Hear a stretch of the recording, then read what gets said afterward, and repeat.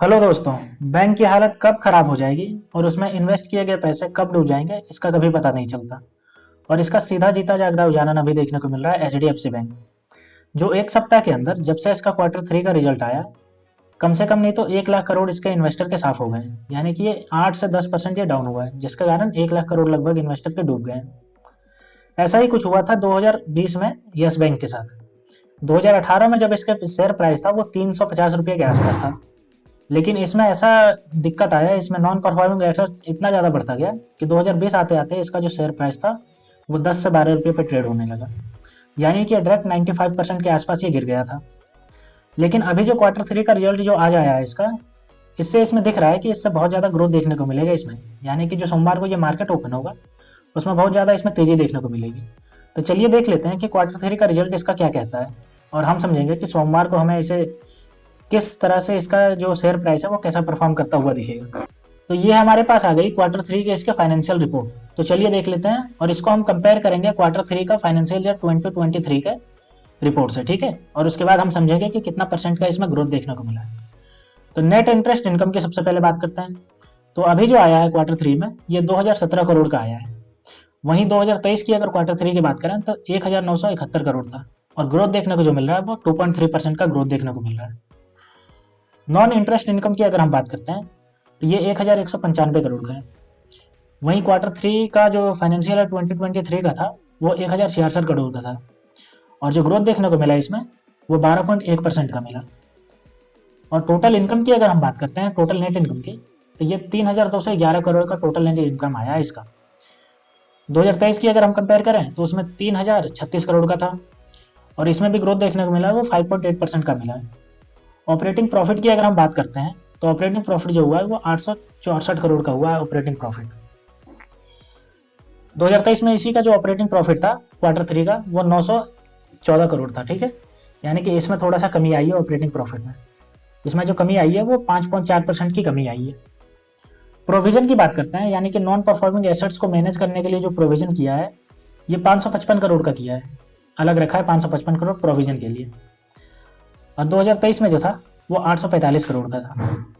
तो इसमें भी आपको थोड़ी सी कमी देखने को मिली है, जो कि है 34.3% का। अब नेट प्रॉफिट को देख लेते हैं कि इसने नेट प्रॉफिट कितना किया है। तो नेट प्रॉफिट जो इसने किया है वो 231 करोड़ किया है, यही ज़्यादा मेन इंपॉर्टेंट है। और 2023 का जो क्वार्टर 3 का था उसमें 52 करोड़ ही किया था, यानी कि लगभग 349.2%, यानी कि लगभग 350% का इसने जंप लगाया है नेट प्रॉफिट में। तो इसी से इसको देखने को मिल रहा है कि इसमें बहुत ज़्यादा ग्रोथ देखने को मिलेगा, क्योंकि ये जो है प्रॉफिट में आ गई है और लगभग ये प्रॉफिट कर रही है। 350% का प्रॉफिट बहुत ज़्यादा होता है। वहीं अगर हम ईपीएस की बात करें इसकी, तो ईपीएस जो अभी चल रहा है इसका वो 0.08 रुपये चल रहा है, जबकि 2023 में इसके का 0.02 रुपये चल रहा था। यानी कि इसमें जो ग्रोथ देखने को मिला है वो 303.3% का देखने को मिला है। तो इसका जो नेट प्रॉफिट है वो लगभग 350% के आसपास से बढ़ा है। तो 350% यानी कि कितना बड़ा जंप लगाया है। तो इसी की वजह से इसका जो ग्रोथ देखने को मिलेगा वो बहुत ज़्यादा देखने को मिलेगा, जिसका असर सीधा हमें मंडे के मार्केट में देखने को मिलेगा इसके शेयर प्राइस में। अब हम इसके वैल्यूएशन रेशियो को देख लेते हैं और कंपेयर करते हैं कि 2023 के क्वार्टर 3 के रिजल्ट से 2024 का जो क्वार्टर 3 का रिजल्ट है उसमें कितना ज़्यादा चेंजेस आया है। तो अगर रिटर्न ऑन एसेट्स की अगर हम बात करें तो 2023 में जो था वो 0.01% था, वहीं 2024 में बढ़ करके ये 0.02% का हो गया। ठीक है, ये रहा 2023 का रिजल्ट, और ये आपको देखने को मिल रहा है 2024 का क्वार्टर 3 का रिजल्ट, ठीक है। अब रिटर्न ऑन इक्विटी की बात करते हैं। तो रिटर्न ऑन इक्विटी 2023 में था वो 0.6% था, वहीं 2024 का जो क्वार्टर 3 है वो 2.2% है, यानी कि यहाँ भी बढ़ा है इसका। अब हम इसके बढ़ते हैं कॉस्ट टू इनकम, यानी कि इनकम के लिए कितना कॉस्ट लगा है, ठीक है। तो 2023 में जो था वो 69.9% का था, ये रहा 69.9%। वहीं 2024 में 73.1% का हो गया, यानी कि यहाँ पे भी आपको बढ़ने को देखने को मिल रहा है। तो हमें दिख रहा है कि इसका जो रेशियो है ये भी बढ़ता जा रहा है, रिटर्न ऑन इक्विटी हो या रिटर्न ऑन एसेट्स हो, जिसका कारण इसमें ग्रोथ देखने को मिल रहा है। तो इसका क्वार्टर 3 से हमें सीधा समझ में आता है कि इसका नेट प्रॉफिट जो है वो 350% से जंप किया है, जिसका सीधा इफेक्ट इसके स्टॉक पे देखने को मिलेगा सोमवार को जब मार्केट खुलेगा। तो चलिए एक बार देख लेते हैं कि अभी इसका क्या चल रहा है, इसका प्राइस क्या चल रहा है, इसका जो चार्ट बन रहा है वो कैसा चार्ट बन रहा है, ठीक है। साथ ही हम समझेंगे कि शेयर होल्डर पैटर्न किसके किसके पास है, कितना कितना शेयर है। तो ये हमने यस बैंक को खोल लिया है। तो अगर हम इसके प्राइस की बात करें तो ये जो क्लोज हुआ था वो 24.85 रुपये पे क्लोज हुआ था जनवरी 25 को, ठीक है। यानी कि ये 0.15 रुपीज़ के जो है हाई पे क्लोज हुआ था, 0.61% के हाई पे, ठीक है। वहीं डे रेंज की अगर बात करें, ये जो लो गया था वो 24 रुपये 70 पैसा गया था, और जो हाई गया था वो 25 रुपये 30 पैसा गया था। 52 वीक की अगर बात करें तो 14 रुपये 40 पैसा गया है, और हाई जो गया है वो 26 रुपये 25 पैसा गया है। अब हम इसको चार्ट को देख लेते हैं। तो ये जो देखिए, ये 2020 में जो एकदम गिरा है, उसके बाद ये गिरता ही है, यानी कि 2020 के बाद ये 15 रुपये 14 रुपये 20 रुपये 14 15, यानी कि ये 20 25 रुपये से ऊपर गया नहीं है। और जो अभी जो क्लोज हुआ है ये 24 रुपये 85 पैसा पे जाकर के क्लोज हुआ है।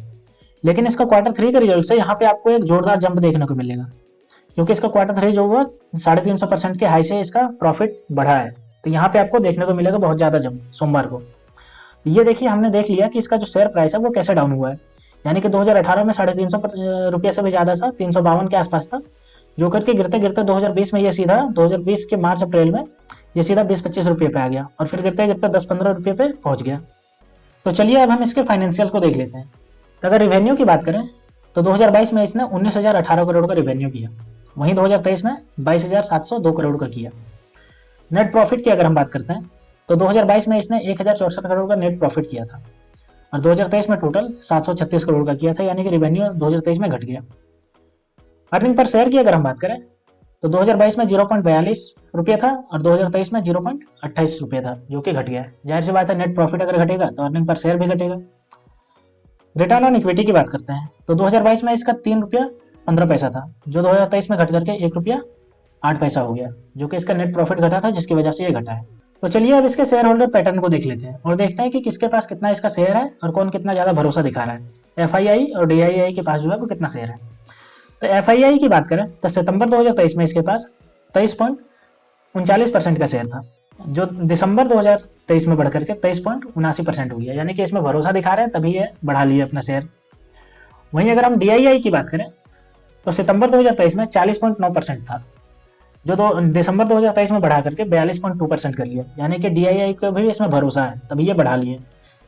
हम पब्लिक की बात करते हैं तो पब्लिक के सितंबर में 2023 में 35.69% का शेयर था, जो दिसंबर 2023 में घट करके 34% हो गया, यानी कि पब्लिक को थोड़ा डर लगने लगा। लेकिन FII और DII के पास स्ट्रॉन्ग बिलीफ है, तब इसीलिए वो अपना शेयर जो है वो बढ़ाते जा रहे हैं।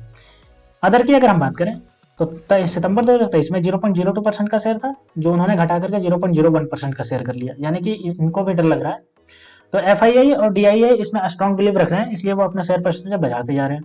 तो दोस्तों, इसका Q3 का जो रिजल्ट है वो बहुत ही शानदार है, जिसमें 350% का प्रॉफिट में इंक्रीज देखने को मिला है। तो इसका सीधा असर इसके स्टॉक प्राइस पे पड़ेगा। तो सोमवार को इसके स्टॉक प्राइस बहुत ज़्यादा हाई रॉकेट होने वाले हैं, तो इसलिए हम इसको रडार पे रख सकते हैं।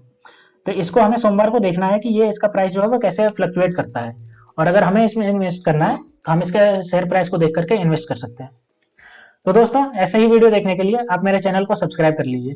तो मिलते हैं दोस्तों नेक्स्ट वीडियो में, तब तक के लिए स्टे ट्यून्ड। Thank you.